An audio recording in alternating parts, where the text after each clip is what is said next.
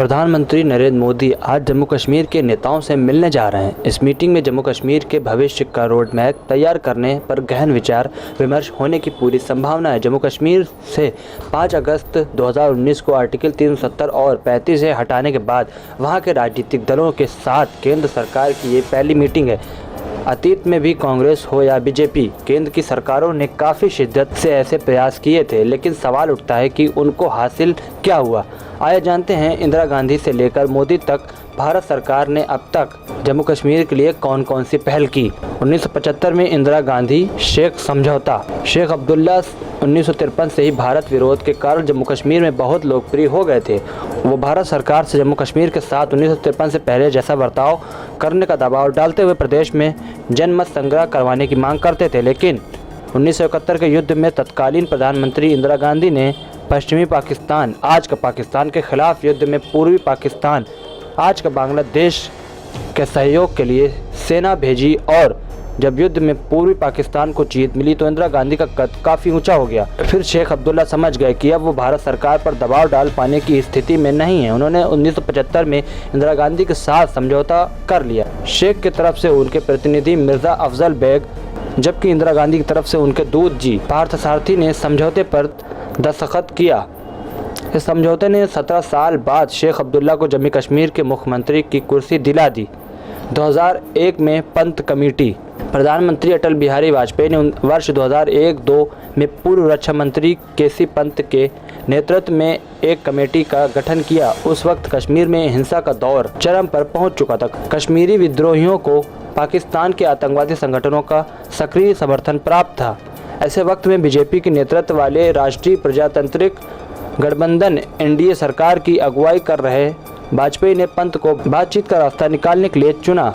पंत ने अपनी सिफारिश में कहा कि कश्मीर में सुरक्षा बलों की कमी से कम तैनाती की जाए और राज्य को ज़्यादा से ज़्यादा स्वायत्तता दी जाए।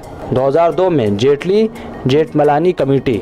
प्रधानमंत्री अटल बिहारी वाजपेयी ने अगले ही वर्ष 2002 में अपने कानून मंत्री अरुण जेटली को जम्मू कश्मीर को और अधिक अधिकार दिए जाने के विकल्प ढूंढने की जिम्मेदारी सौंप दी।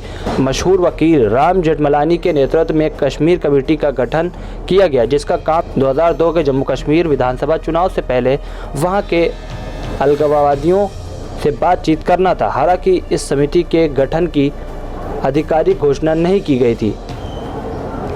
बहरहाल चुनाव के बाद पीडीपी और कांग्रेस पार्टी ने गठबंधन सरकार बनाई।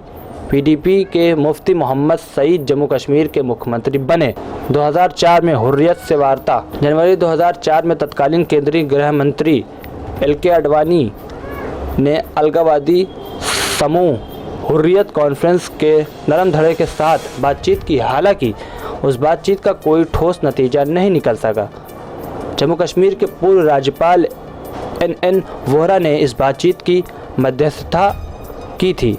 एनडीए 2004 का लोकसभा चुनाव हार गया और कांग्रेस नीति संयुक्त प्रगतिशील गठबंधन यूपीए केंद्र की सत्ता में आ गया। 2005 में यूपीए का पहल। मनमोहन सिंह यूपीए गठबंधन के प्रधानमंत्री बने। उन्होंने 5 सितंबर 2005 को मीरवाइज उमर फारूक के नेतृत्व वाले हुर्रियत के एक प्रतिनिधिमंडल से मुलाकात की। फिर 14 जून 2006 को उनकी पीपल्स कॉन्फ्रेंस प्रमुख सज्जाद लोन के नेतृत्व में 6 सदस्यीय प्रतिनिधि मंडल के साथ मीटिंग हुई।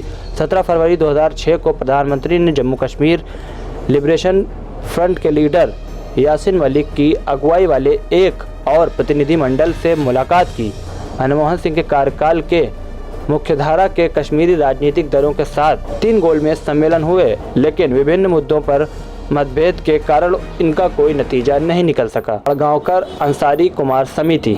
यूपीए सरकार ने 2010 में एक समिति का गठन किया था। उसमें ठीक पहले जम्मू कश्मीर में पत्थरबाजी की घटनाएं जोर पकड़ चुकी थीं। दिलीप गांवकर, एमएम अंसारी और राधा कुमार की इस समिति ने जम्मू कश्मीर को ज़्यादा अधिकार दिए जाने की सिफारिश की, जिसे केंद्र सरकार ने खारिज कर दिया। 2017 में पीएम मोदी की पहल। 2014 में जब प्रधानमंत्री नरेंद्र मोदी के नेतृत्व में एनडीए केंद्र की सत्ता में दोबारा आया तो 2017 में पूर्व आईबी चीफ दिनेश्वर शर्मा को जम्मू कश्मीर के विभिन्न पक्षों से बात करने की जिम्मेदारी दी गई। सरकार ने शर्मा को कैबिनेट सेक्रेटरी का दर्जा देकर कहा कि वो जम्मू कश्मीर के निर्वाचित जनप्रतिनिधियों, विभिन्न संगठनों, संबंधित व्यक्तियों के साथ बातचीत करें। हालांकि मोदी सरकार ने अपने दूसरे कार्यालय में 5 अगस्त 2019 को जम्मू कश्मीर से आर्टिकल 370 और 35 से वापस ले लिया और प्रदेश से लद्दाख को अलग करके दोनों को केंद्र शासित प्रदेश बना दिया। इसके साथ ही शर्मा की पहल पर विराम लग गया।